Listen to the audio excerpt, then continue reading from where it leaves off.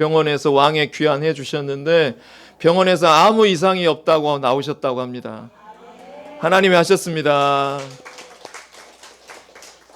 그래서 그런 기념해서 오셨는지 모르겠지만 우리 박종현 집사님의 형부 되시는 형부란다 내가 황미자 권사의 형부 되시는 어르신께서 같이 오셨대요. 환영의 박수 한번 쳐드릴게요. 감사합니다. 감사합니다.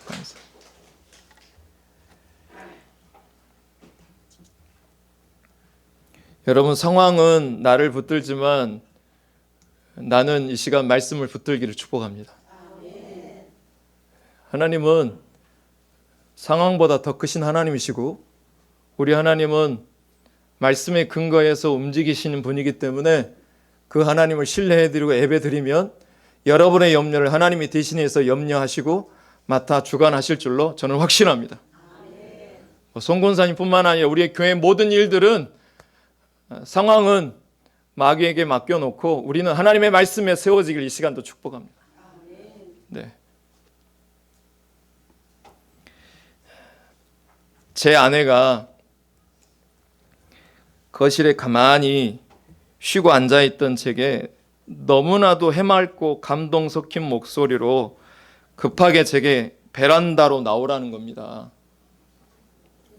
무서웠습니다.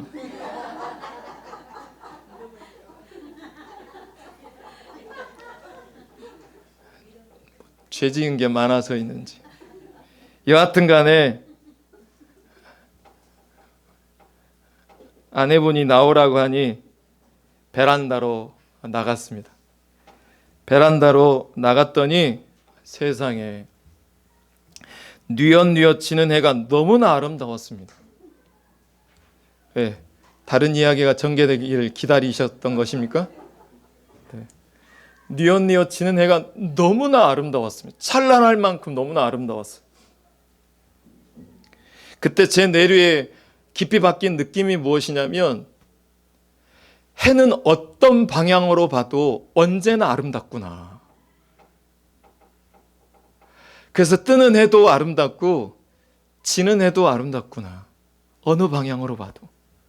무슨 의미냐면 저처럼 나이가 많아도 여러분처럼 젊어도 어느 방향으로 봐도 여러분은 아름다운 존재라는 거예요.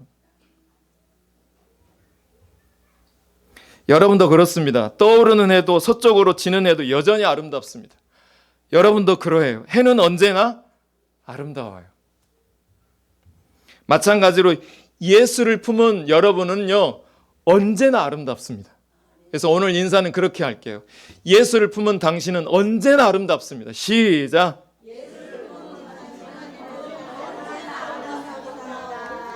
어느 방향으로도 봐도 아름답습니다. 시작. 네. 강선자 권사님이 나이가 많으셔도 아름다워요, 안 아름다워요? 아름다워요. 네. 어느 방향으로 봐도 아름다운 거예요. 하나님의 형상으로 지음받은 우리 모두가 다 아름답습니다. 여러분, 예수님이 오시면 우리의 모든 문제는 게임 오버입니다. 승리의 맛은 무슨 맛이냐? 따라서 해볼래요. 평강. 승리한 사람들이 맛보는 가장 큰 맛이 평강입니다. 사람들이 흔히 저지르는 실수 가운데 하나가 눈에 보이는 것을 보이는 대로 믿는 것입니다. 큰 것에 압도되기 쉽고 작은 것을 얕보기 쉽습니다. 크다고 압도될 것도 없고 작다고 얕잡아 보면 곤란한 일이 생길 것입니다. 1945년 일본 히로시마에 떨어진 폭탄 이름이 리틀보이라고 하는 폭탄입니다. 길이가 3m, 지름이 71cm, 무게가 약 4톤이었습니다. 이를 통해서 동원된 전투기는 단 몇 대냐면 3대에 불과했습니다. 한 대는 리틀보이 이 폭탄을 싣고 갔고 한 대는 원자폭탄 투하 장면을 실시간으로 찍기 위해서 뒤따라갔고 또 다른 한 대는 과학적 탐사를 위해서 출격한 것입니다. 세대의 전투기를 얕잡아 보고 일본에서는 공습 경보조차 울리지 않았습니다. 그런데 이렇게 작은 리틀보이가 2차 세계대전에 종지부를 찍었습니다. 왠지 아세요? 원자폭탄이었기 때문에 그렇습니다. 이렇듯 역사적 교훈을 통해서도 제가 깨달은 게 무엇이냐면 작은 것이 결코 작은 것이 아니다라는 겁니다. 하지만 쉽게 그 버릇이 고쳐지지 않습니다. 큰 것에 압도되기 쉽고 작은 것을 얕잡아 보기 쉽습니다. 그래서 내 삶의 기준으로 예수님을 이 시간 우리가 모시면 우리의 모든 문제는 게임 오버인 줄로 믿습니다. 신앙생활을 우리 하고 있어요. 이 시간도요. 신앙생활하는 우리가 영적으로도 작은 것을 무시해서도 안 되고 너무나 큰 것에 또 주눅 들어서도 안 돼요. 하나님의 말씀, 태초에 말씀이 계시니라. 이 하나님의 말씀, 예수가 그 안에 있는지 없는지로 우리는 판단해야 합니다.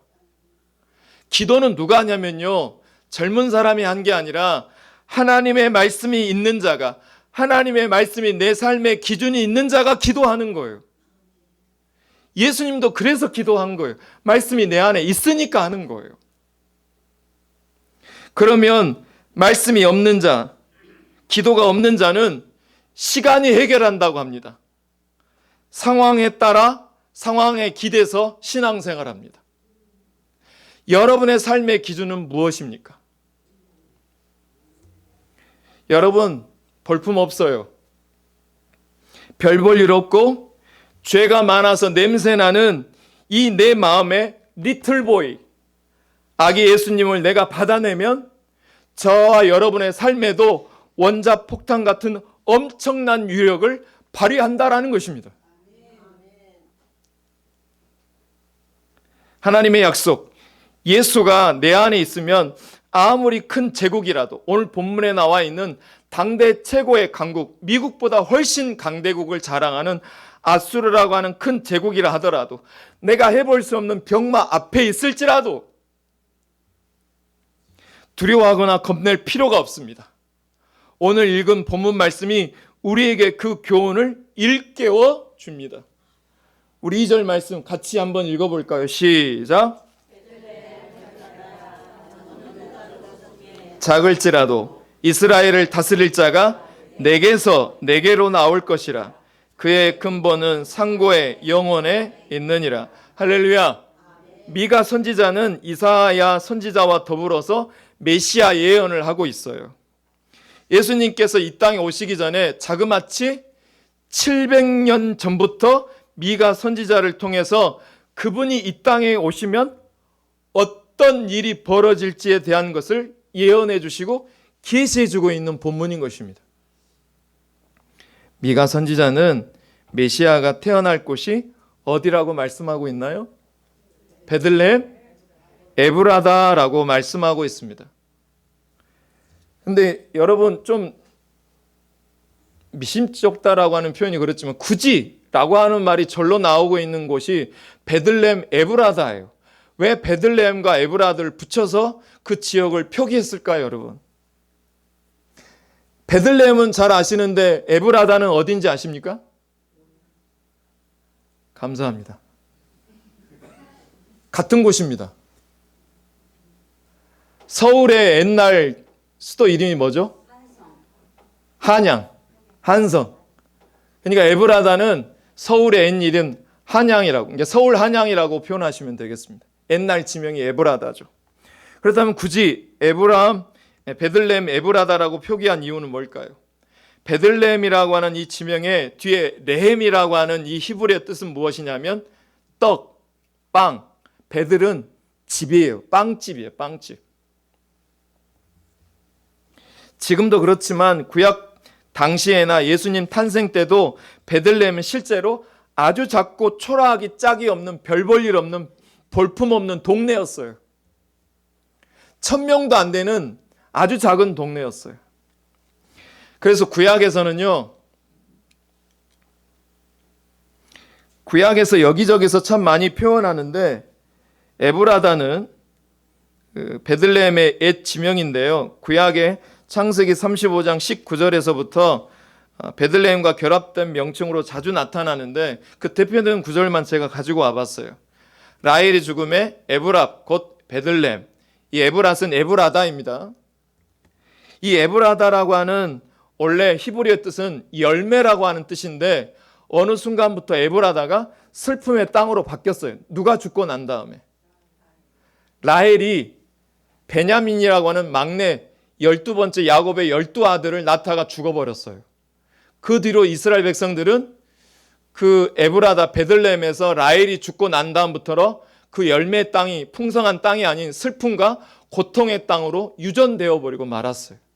그럼 베들레헴과 에브라다는 무슨 말이냐면 작고 별 볼 일 없고 슬픔이 영원히 기숙하는 땅이 베들레헴 에브라다였어요. 그런데 여기서 베들레헴이라고 하는 동네를 또 기록해 놓은 이유가 뭐냐면 베들레헴이라는 동네는 유다 지파 땅에도 있었지만 스불론 지파에도 베들레헴이라는 땅이 또 있었대. 그래서 그 지역을 구분해 내기 위해서 베들레헴 에브라다라고 기록했대. 이를테면 이거예요. 저는 광주하면 전라도 광주가 생각이 나는데 광주가 또 경기도 광주가 있어요. 베들레헴 에브라다는 경기도에 있는 광주라고 말하고 있는 지명을 구분하기 위해서 에브라다를 표기해 놓은 거예요. 유다에 있는 베들레헴 지역이다. 아무튼 오늘 표현의 의미를 간단히 말한다면 베들레헴은 유다 동네 중에 족보에도 끼지 못할 정도로 별것 없는 동네라는 뜻을 갖고 있습니다. 사실 이 동네가 얼마나 작았던지 아수르가 이스라엘 이 땅을 점령하고 나서도 어떤 일이 벌어졌냐면 유다의 주요 방어 거점에도 속하지 못할 뿐만 아니라 여호수아 15장 21절 63절에 기록된 유다 지파의 100여 개의 성읍들 이름 가운데 끼어들지 못할 정도로 이름 없는 지역이었어요. 그러니 상식적으로 생각해 볼 때 나라가 위급한 처지에 빠졌을 때 그런 총구석 같은 조그만 동네에서 유력한 군대를 조직해낼 길도 없었고 더구나 이스라엘 전체를 이끌고 나라를 살려낼 만한 구세주가 나온다는 것은 거의 상상하기 어려웠어. 그래서 신약에서 베들레헴에서 나사렛 선한 것이 나올 수 없다라고 말할 정도로. 하지만 놀랍게도 하나님께서는 이스라엘의 많은 동네와 성읍들 중에서 바로 그 베들레헴을 택하셔서 누구를 우리에게 나게 하셨냐면 이스라엘을 다스리는 자 내게로 나올 것이라고 예언해 주셨습니다. 그리고 이 미가서가 기록될 당시 북왕국 이스라엘과 남왕국 유다는 북쪽의 아수르 제국, 이 아수르라는 나라는 오늘날 시리아라고 하는 나라입니다. 그 시리아의 침략 위협으로 인하여 국가의 존폐가 크게 위협을 당하고 있어요. 현재 우리나라하고 상황가 엇비슷하다라고 저는 안보도, 경제도 다 존폐 위기에 놓여 있어요, 지금.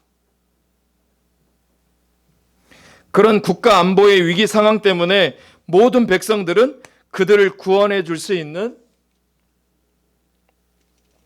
강력하고도 참된 능력이 많은 왕의 출현을 간절히 고대하고 있습니다. 요즘으로 치면 병원에서도 손 놓고 있는 병과 질병에 놓여 있는 자들에게 빚이 산적해 있어서 내가 갖고 있는 걸 다 팔아도 갚을 수 있는 형편이 놓여 있지 않는 자들에게 이스라엘 백성들에게는 이 문제를 해결해 줄 만한 강력한 군주, 강력한 왕을 고대하고 있던 상황이었어요. 그런데 미가 선지자는 바로 그런 훌륭한 새 통치자가 태어날 것이 바로 그 유다의 한 조그만 동네 베들레헴이 될 것이라고 예언해 주고 있습니다. 본문에 새로운 왕에 대한 묘사가 나옵니다. 여러분이 곧 만나게 될 왕이니까 묘사된 이 그림을 잘 그리셔서 수일 내에 만나기를 주의 이름으로 축복해요. 자, 여러분에게 나타나게 될 새로운 왕, 그분을 미가가 이렇게 묘사해 놓고 있습니다. 자, 여러분이 만나게 될 왕의 모습을 좀 그려볼까요? 여러분 마음속에 읽어보겠습니다. 시작.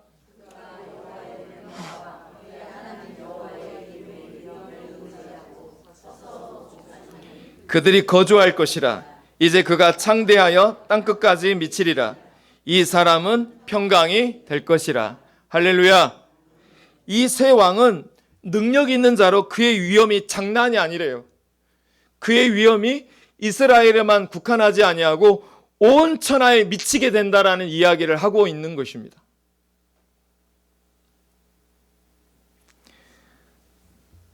자기들이 기대했던 것보다 훨씬 더 뛰어난 능력을 가지고 그분이 오시겠다라고 말씀하고 있습니다. 질병에서 놓여지게 하는 것뿐만 아니라 여러분의 자녀의 문제를 해결해 주는 걸로만 아니라 더한 기대치로 부응하실 만한 놀라운 구세주가 이 여러분이 맞이할 왕의 묘사라고 말씀하고 있는 것입니다. 미가 선지자가 예언하고 있어요. 결국 너희에게 뭘 가져다 주실 분이냐면 평강을 주실 분이래요. 전 요즘에 기도한 대로 이루어진 거 보고 저는 요즘에 너무 놀라워하고 있어요. 제 아내하고. 여러분, 승리하는 자가 누리는 게 뭐냐면 평강이에요. 상황과 상관없이 하나님이 나에게 주신 기도한 대로 이루어진 걸 보면 반드시 이 맛을 우리 성도들에게 내년에 꼭 보게 해야 하는 욕구와 열정이 제 안에 가득합니다. 여러분도 이 맛을 보시길 축복해요. 무엇보다도 우리 마음을 웅장하게 만드는 것은 그의 궁극적 탄생의 목적이 2절에 등장합니다. 우리 2절 같이 한번 읽어볼까요? 시작.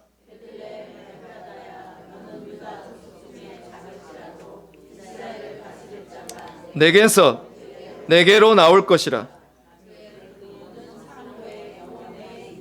아멘. 여기서 내게에서는 베들레헴에서 누구에게로? 내게로. 하나님께로 나올 것이라고 했습니다. 여기서 내게로라고 하는 말은 나를 위해 하나님이 내게로 오셨다라는 의미입니다. 그분 메시아는 그저 여러분들의 정치적인, 경제적인 욕구만을 채워주는 세속적인 군주가 아니라 거기에만 해결할 수 있는 능력의 그런 분이 아니라 바로 하나님께서 나 같은 죄인을 살려내시고자 질병과 고통에 사로잡힌 자들의 해방을 위한 구속 사역을 섬기고자 오실 구세주다라고 하는 의미를 담고 있는 것입니다. 또 본문 2절 하반절에 보시면 이런 말이 나옵니다. 그의 근본은 상고에 영원에 있느니라 라고 선언합니다. 장차 베들레헴에서 태어나실 이 메시아는, 장차 베들레헴에 태어나실 메시아는 그 근본 신분이 옛날 바로 그 베들레헴에서 태어났던 다윗의 왕가에 있는 것이 아니라 훨씬 더 거슬러 올라가서 천지 창조의 영원전부터 계시는 하나님의 존재에서부터 출발했다라고는 말씀입니다. 간단히 해석하면요, 이 메시아는 원래는 사람이 아니라 바로 하나님이시라는 뜻입니다. 이런 메시아, 그처럼 사람들이 기다리던 메시아, 그러면서도 사람의 기대를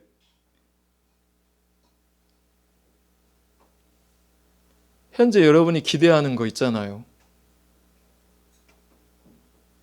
조직검사에서 좋은 결과가 나오는 기대. 내 자녀가 사고에서 깨끗하게 원상태로 회복되어지길 바라는 사람의 기대. 내 자녀가 그 어느 때보다도 이 세상에서 큰 영광을 자랑할 만한 자녀가 되기를 바라며 꿈꾸는 모든 사람들의 기대. 그 기대를 훨씬 초월하는 위대하신 메시아가 바로 그 베들레헴에서 태어나게 되었다. 결국 별 볼 일 없는 동네가 아닌 반드시 가보고 싶은 동네가 되었다라는 것입니다. 우리 영광교회가 가보고 싶은 동네가 되었으면 좋겠어요. 3층에 꼴짝에 있는 지역적인 위치에 있지만 누구나 가보고 싶은 동네가 되어지기를 우리 간절히 소망하자고요. 이어지는 3절 말씀에 그러므로 임산한 여인이 해산하기까지, 지금 자녀 문제로, 병마와 질병의 문제로 돈이 내 가운데 4천만 원 1억씩 나간 그 돈이 돌아오기까지, 자녀가 돌아오기까지, 남편의 모든 문제가 내 안에 해산되면서 돌아오기까지 그들을 붙여주시겠대요. 자녀 문제에 붙여주시겠대요. 병마로 여러분을 붙잡아 놓으신대요. 하나님의 뜻을 드러내기 위해서 질병의 나를 붙여두세요. 남편의 문제로 거기에 딱 붙여놔 버리세요. 근데 그걸 통과해야지 남은 자가 될 수 있습니다. 오늘 본문은 누구에게 말하는 질문이냐면, 귀가 있어도 다 이 시간 들을 거라고 전 착각하지 않습니다. 남은 자만 이 말씀을 들을 수 있어요. 그들을 붙여두시겠고 그 후에는 그 형제 남은 자가 이스라엘 자손에게로 돌아오리니 약속하고 있어요. 이게 무슨 말이냐면요, 메시아가 탄생하실 때 이스라엘은 아수르에게 붙여두신대요. 이 아수르는 마귀와 악의 상징을 말합니다. 우리가 그렇게 무서워하는 거 있잖아요. 자녀가 어떻게 될까봐 하는 그 어미의 심정 여러분 겪어보셨죠? 여러분의 삶의 기준이잖아요. 남편이 병원에 들어가 있어요. 그 고통에 딱 붙여놔 버리신대요. 아수를 붙여놓는 것처럼 여러분의 고통을 겪게 하도록 아수를 붙여버리신다고요.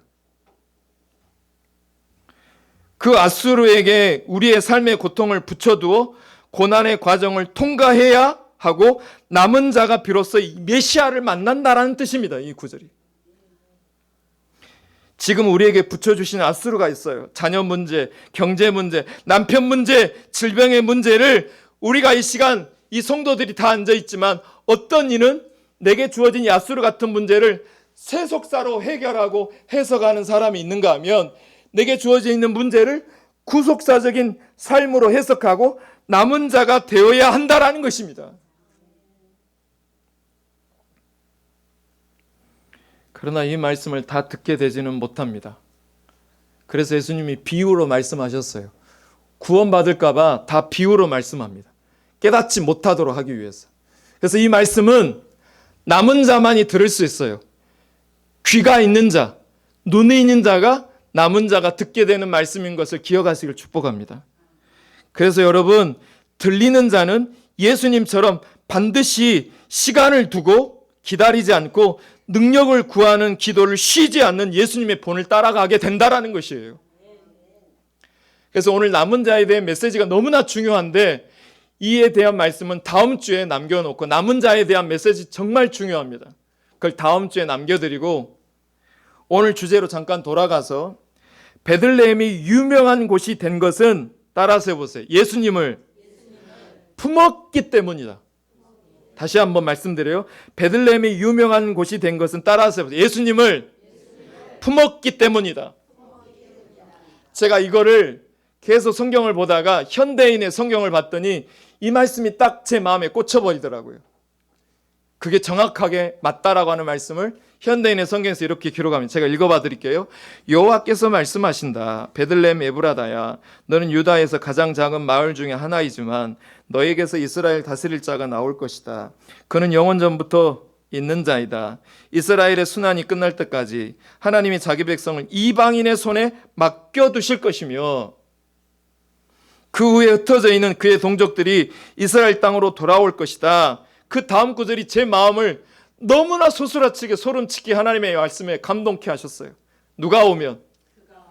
그가 오면 여호와의 능력과 그의 하나님이 여호와의 유엄으로 자기 백성을, 자기 병을 다스리시고 내 병마와 문제를 다스려 버리시고 그들을 안전하게 살게 할 것이래요. 그리고 이것은 온 세상 사람들이 그의 위대함을 인정하고 그는 우리의 평화가 될 것이기 때문이 돼요. 아시리아 사람들이 우리 땅을 침략하여 우리 요새로 쳐들어오면 우리는 많은 강력한 지도자들을 보내 그들과 싸울 것이다. 할렐루야. 리틀보이, 원자폭탄, 예수님이 우리 가운데 이 시간 말씀으로 오시면 우리의 모든 문제는 게임 오버입니다. 할렐루야. 모든 문제를 부수시고 깨뜨리고 우리의 거친 마음, 단단한 마음을 부수고 새롭게 하십니다. 승리하게 하십니다. 이때 오는 것이 무엇이냐면 평강입니다. 여러분, 예수님이 말구유 밥통에 놓이신 것이 보이기에 작아 보이죠. 실제로 작았고요. 그러나 보기에 작지만 원자폭탄이시기에 그 폭발은 엄청나게 위대하십니다. 그가 오면 게임 오버입니다. 베들레헴 에브라다는 별 볼 일 없고 슬픔뿐인 마을이지만 이곳에서 메시아가 탄생했습니다. 우리 영광교회도 이 시간 그분이 오셨습니다. 그것이 유명한 장소가 된 것은 베들레헴 에브라다가 예수님을 품었기 때문에 그렇습니다. 이 시간 볼품없고 슬픔뿐인 내 인생에 예수님을 품습니다. 제가 1부 때도 이야기 드렸는데 실제로 원고에는 없었는데 제가 설교하다가 느꼈어요. 참 예수님 때문에 우리 장로님들, 우리 성도님들이 이 작은 자의 설교를 잘 견뎌주시고 잘 들어주시고 품어주셔서 제가 여기까지 왔다라는 사실에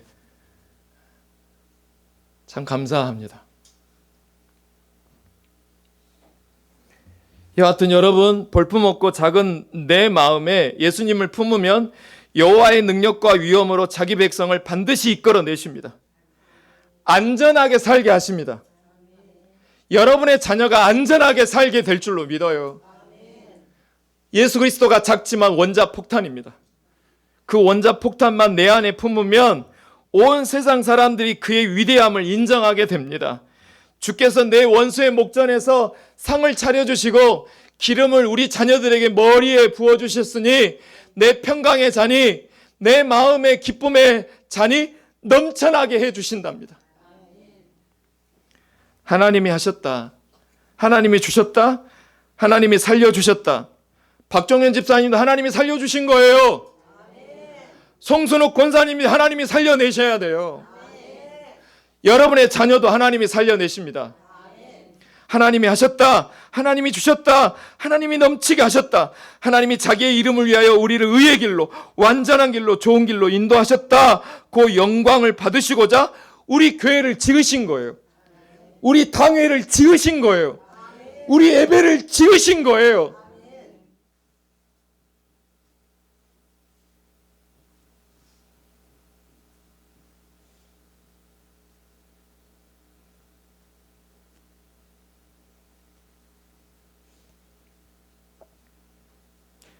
아무리 베들레헴처럼 작아 보여도 에브라다처럼 슬픔이 가득해도 전 요즘에 성도들이 아픈 소식만 듣게 되면 하루 종일 눈물을 흘립니다. 왜 이런 고난들을 성도들 삶에서 배열해내고 계시는 것일까?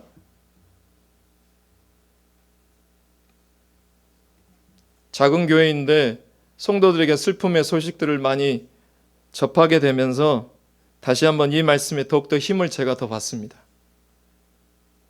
아무리 베들레헴처럼 작아 보여도 우리 교회가 에브라다처럼 슬픔이 가득한 소식이 들려도 아무리 아수르 같은 환난, 곤고, 박해, 기근, 적신, 위험과 칼이 와도 저와 여러분 우리를 사랑하시는 이로 말미암아 반드시 넉넉하게 이기게 해 주십니다.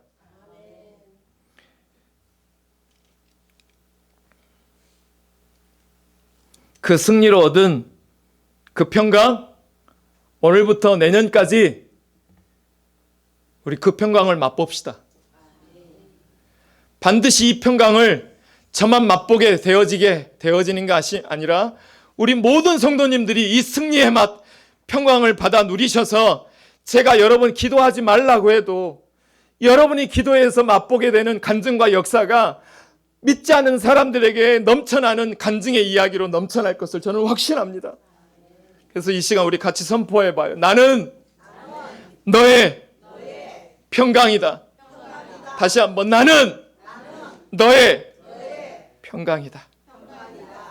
이 마음을 갖고 우리 찬양 주보에 나오지 않고요. 이 찬양을 급히 선호했습니다. 보라 너희는 두려워 말고. 이 찬양 하나님 앞에 올려드려요. 목소리 좋지 않아도 좋아요.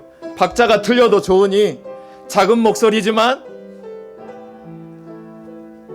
힘있게 같이 불러요.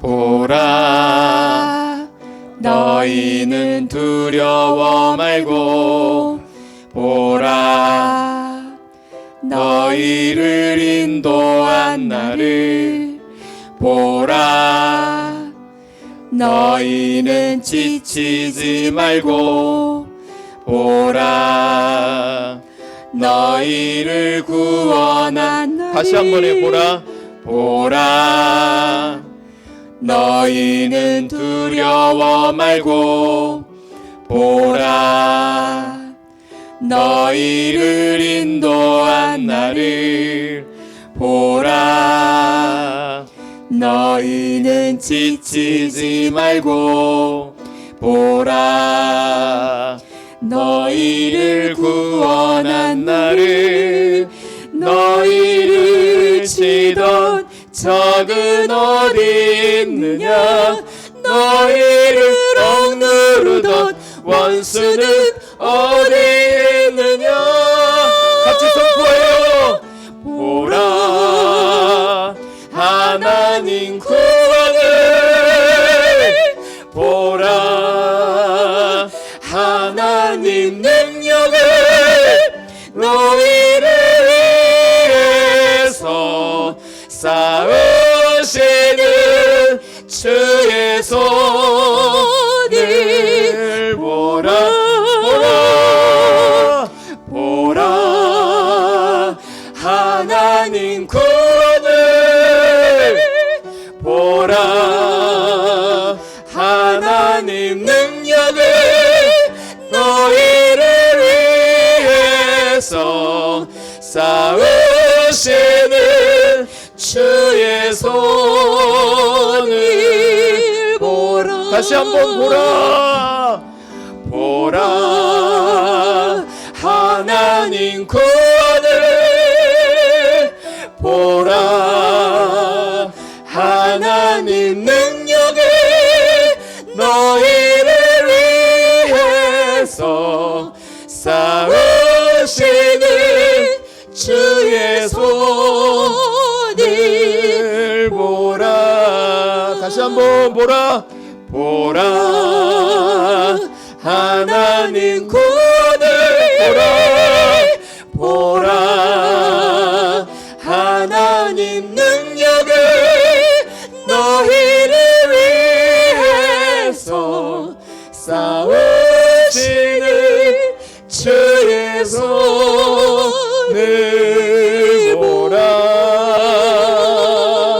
보라 하나님 구원을 보라 하나님 능력을 너희를 위해서 싸우시는 주의 손을 보라. 여러분의 삶의 가장 문제가 도드라지고 있는 몸에다가 손을 얹으세요. 그리고 기도하세요. 여러분이 기도하면 나는 여전히 상황에 붙들려 있지만 내가 그 상황에서도 약속을 붙들면 하나님이 여러분을 살게 하실 줄로 믿습니다. 안전하게 지켜주실 줄로 믿습니다. 나를 조롱하고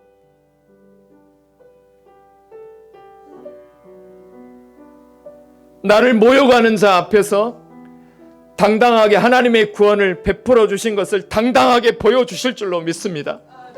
악의 수는 작지만 원자폭탄입니다. 그 예수가 내 마음에 거하시면 내가 너희 안에 거하고 내 말이 너희 안에 거하면 너희가 무엇이든지 구하면 원하는 대로 이루어 주시리라. 요한복음 15장 7절 말씀. 아멘. 하나님은 우리의 구원이시며 그 구원을 통하여 우리 영광교회 성도님들은 반드시 승리하십니다. 그 승리를 통하여서 얻게 될 그 맛은 놀랍게도 평강을 맛보게 하신다고 약속해 주셨습니다. 이 맛을 맛보게 해달라고 오늘 말씀을 붙든 그 한 구절을 가지고 여러 아픈 문제를 가지고 이 시간 기도하겠습니다. 같이 기도하겠습니다. 같이 기도합니다. 사랑의 주 하나님, 오늘도 하나님이 나에게 구원이십니다. 이방인들 가운데 나의 삶의 문제를 붙여주신 하나님 감사합니다. 병마에 사로잡히게 하심을 감사합니다. 경제 문제로 사로잡히게 하여 주심을 감사합니다. 내 자녀의 문제로 아수르에게 붙여주셔서 감사합니다. 이 고난을 통과하게 하여 주옵소서. 구속사의 말씀을 붙들고 이 고난을 통과하면 나는 남은 자가 됩니다. 남은 자가 되게 하여 주옵소서. 남은 자가 되어서 하나님의 영광에 나타나심에 참여하게 될지어다. 우리 영광교회가 이름이 영광교회입니다. 하나님의 영광을 드러내라고, 하나님의 영광을 맛보라고 주신 이름인 줄로 믿사옵나니 이 영광에 참여하게 하여 주옵소서. 하나님, 우리 교회 안에 내가 도저히 해볼 수 없는 아수르와 같은 큰 문제에 붙여져 있어서 이 상황에 옴짝달싹 못하고 고통의 시간을 지나가고 있는 사랑하는 성도들이 있습니다. 아수르를 붙여주신 하나님, 나에게 자녀의 문제를 붙여주신 하나님, 병마와 질병을 붙여주신 그 하나님, 이 고난을, 이 상황이 나를 붙들고 있지만 나는 여전히 말씀, 구속사의 말씀을 붙들고 뚫고 나가서 남은 자가 되기를 소망합니다. 그래서 영광교회가, 영광교회 성도가 이 약속의 말씀에 언약하신 새로 오신 왕의 영광을 만나게 되어지게 하여 주옵소서. 2025년 우리의 삶의 기준이 작은 예수이지만 별 볼 일 없지만 이 예수 그리스도를 품게 되어짐으로 응답되어지는 놀라운 평강의 축복이 실시간으로 나누어지는 공급받는 역사가 있어지게 될지어다. 아멘함으로 화답하는 모든 믿는 자에게 이 예수가 폭발되어지게 하여 주옵소서. 우리의 인생의 모든 문제가 게임 오버가 되게 될 줄로 믿습니다. 이 모든 은혜, 나의 구원의 이름 예수 그리스도 이름으로 축복하며 감사 기도하옵나이다. 아멘. 다 같이 일어나셔서 620장 옆에 사람 손 잡고 찬양하겠습니다.